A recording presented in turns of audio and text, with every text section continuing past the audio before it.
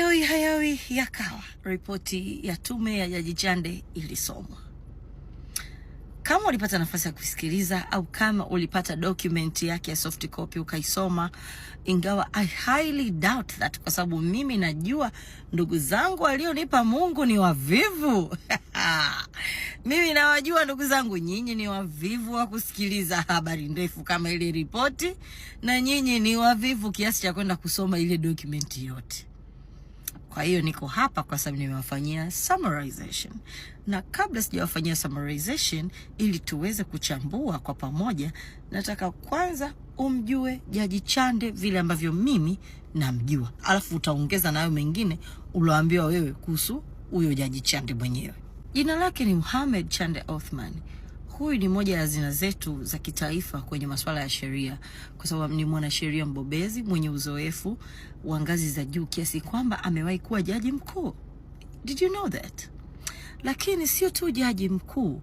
Jaji Chande Othman, katika kuthibitisha kwake kuwa yeye ni judge kweli kweli, tena si wa kubebwa bebwa, huyu amewahi kuwa jaji mpaka mahakama ya kimataifa ya jinai, yani kule ICC, ambako wahaini na wanaharakati uchwara walikuwa wanasema wataenda kutushtaki. Jaji huyu ndiko ambako alikuwa akihudumu. Kwa hiyo ameihudumia Tanzania, ameihudumia dunia. Na kesi alizobobea kusikiliza na kuzihukumu ndani ya ICC ni kesi za mauaji ya halaiki na kesi dhidi ya haki za binadamu. Kwa hivyo ripoti hii ambayo imesomwa hivi karibuni sio tu ripoti ambayo tutaitumia sisi wa Tanzania kuubaini ukweli wa kile kilichokuwa kimetokea 29 Oktoba, bali ni ripoti ambayo itaheshimika hata na taasisi za kimataifa kwa sababu ya uwepo wa Jaji Chande kwenye ile tume. Kwanza, ripoti iliweka bayana na kuelezea kabisa, yani Jaji Chande aliturudisha darasani, akaelezea maana ya maandamano ya amani, na akasema kwamba according to walichonacho wao kwenye ripoti, yale hayakuwa maandamano ya amani, bali kilikuwa kitu ambacho kilipangwa, kilifadhiliwa, kiliratibiwa, kilifundishwa. Yani kiliandaliwa mikakati yote kuhakikisha kwamba kinatekelezeka. Akasema pia baadhi ya ushahidi unao prove kwamba yale hayakuwa maandamano ya amani bali ni kitu kilichopangwa ni kwamba matukio mengi yalianza kwa wakati mmoja katika maeneo tofauti. Kwa hiyo kama vile watu waliambiwa 1 2 3 start, show ikaanza. And 2, Jaji Chande anasema kwamba ripoti imebaini ya kwamba kulikuwa na uhamasishaji wa makundi maalum, especially vijana, ambapo wako ambao walipewa ahadi za ajira, lakini wapo ambao walikuwa wanalipwa shilingi 10,000 mpaka shilingi 50,000 kwa ajili ya kushiriki kile kilichoitwa maandamano ya amani. Upo. Sasa kama wewe ulikuwa active TikTok ule muda ambao tulikuwa tunalazimika kutumia njia zingine kuingia TikTok, nafikiri ulikuwa unawasikia hao wanaojiita wanaharakati walikuwa wanasema wazi wazi kwamba kulikuwa kuna malipo ya fedha, kulikuwa na malipo ya pombe. Imagine kuna watu walienda kukata wenzao mapanga kwa sababu walikuwa wananunuliwa vikuka. Oh my goodness. And 3, ripoti imebainisha ya kwamba washiriki walikuwa wana silaha. Yes, washiriki wa maandamano ya amani walikuwa wana mawe, mapanga, vyuma, risasi kwenye maandamano ya amani. Kwa hiyo hii inaondoa tayari uhalali wa maandamano ya amani.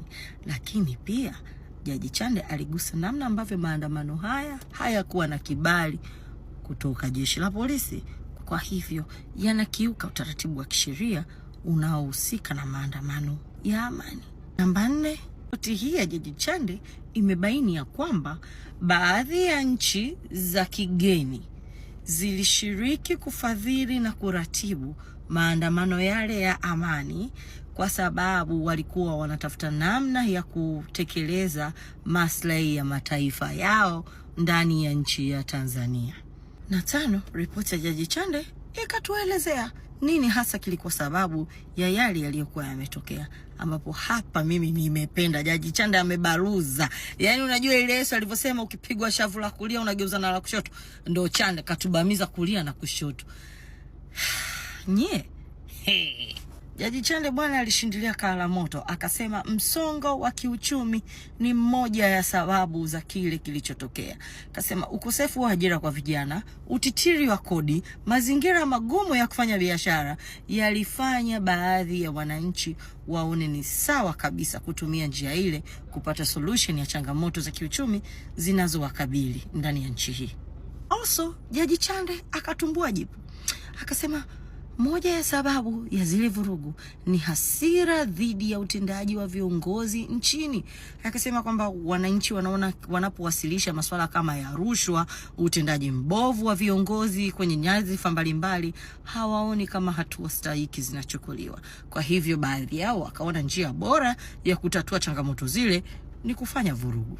Lakini pia Jaji Chande akagusia ya kwamba moja ya sababu ya zile vurugu ni malalamiko ya kisiasa ambako ndani yake kulikuwa na katiba mpya na mifumo ya uchaguzi. Pia Jaji Chande aligusia kwamba vurugu zile zilikuja baadaye zikachochewa na ushawishi wa kisiasa kwa kauli za kichochezi. Akazitaja baadhi ya hizo kauli ambako zilikuwemo za no reform no election, zilikuwemo za Oktoba tunatoka, zilikuwemo za Oktoba tunatiki, yani ziliwekwa za pande zote mbili. So kiujumla, Jaji Chande anasema ya kwamba vurugu zile ni matokeo ya matatizo ya kimfumo, uchochezi wa kauli za wanasiasa, pamoja na mipango ya makusudi iliyopangwa kwa kutumia matatizo ya wananchi ili kuwashirikisha kwenye zile vurugu.